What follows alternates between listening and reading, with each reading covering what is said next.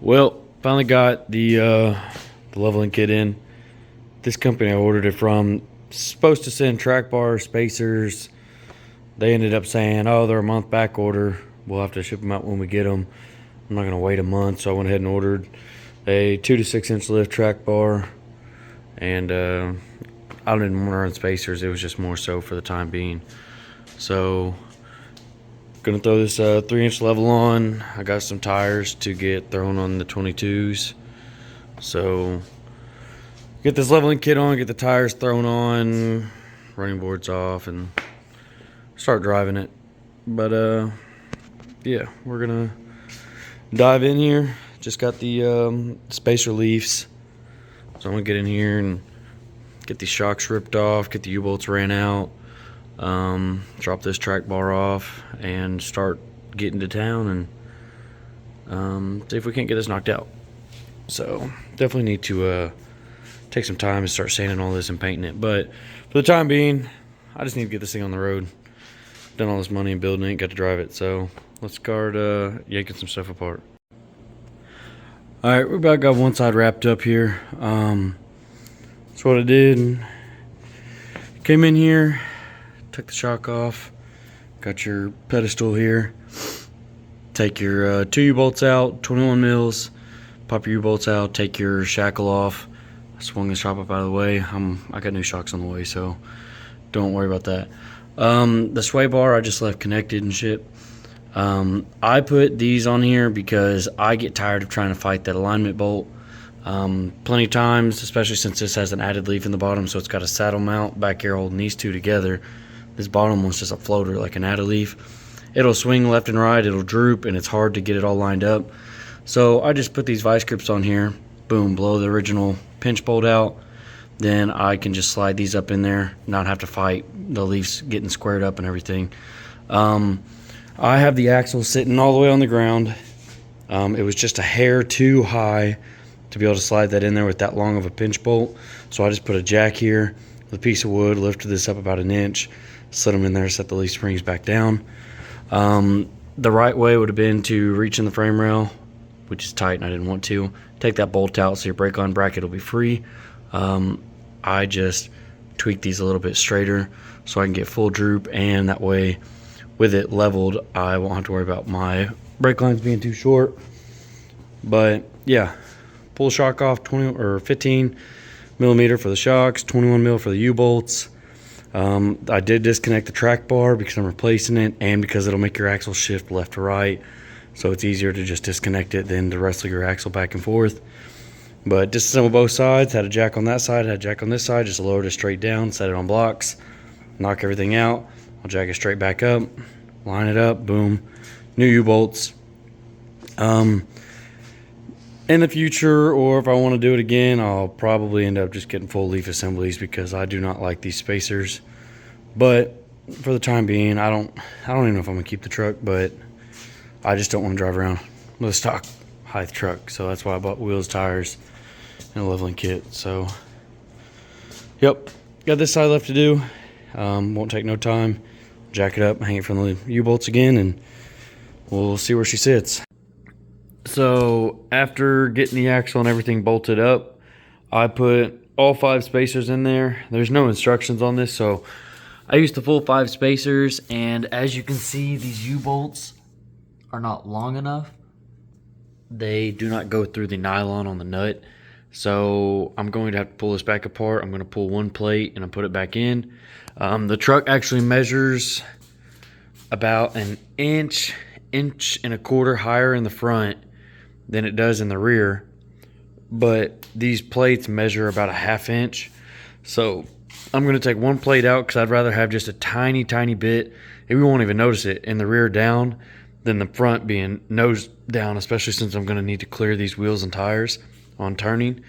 So what I'm going to do, I'm going to jack it up. I'm going to put a jack on each corner of this axle. I'm going to lower it down, slide these back out, pull a plate, throw it back in, and then jack it back up, and we'll see where it lays there. The biggest problem, like I said, is these U-bolts will not go through the nylon nut there. You can't run it like that.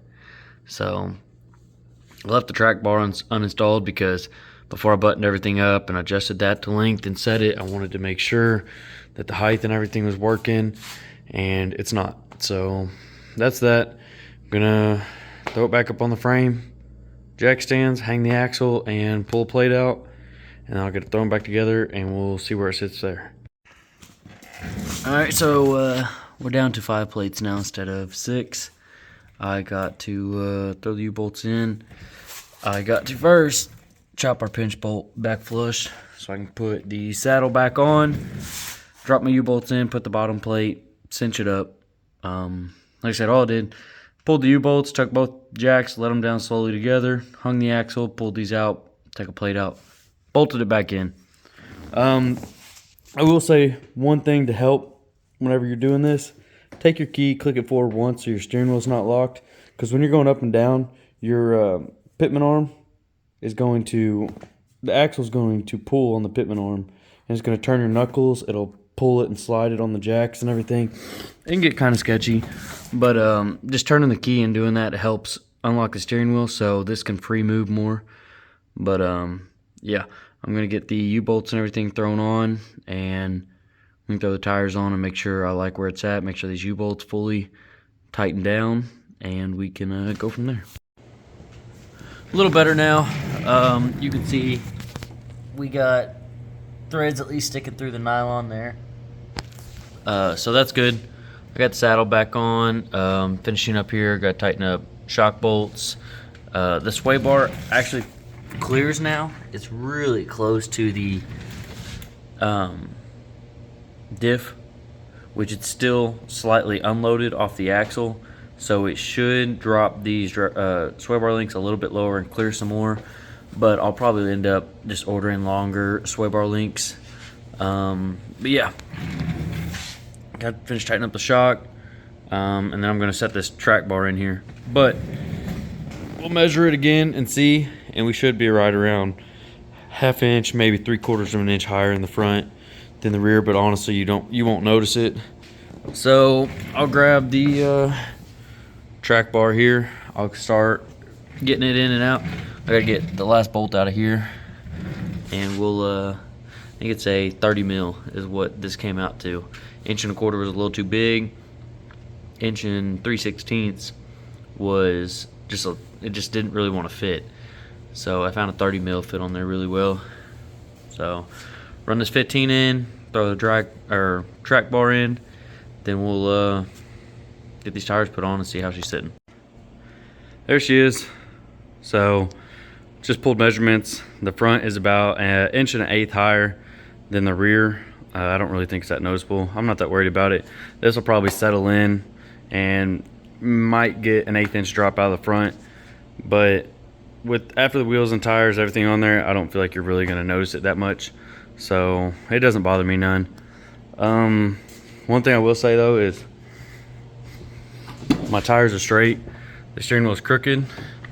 So all you have to do, which I'm about to go down here and do this now, I just got to grab my pipe wrench, loosen these two, spin your collar.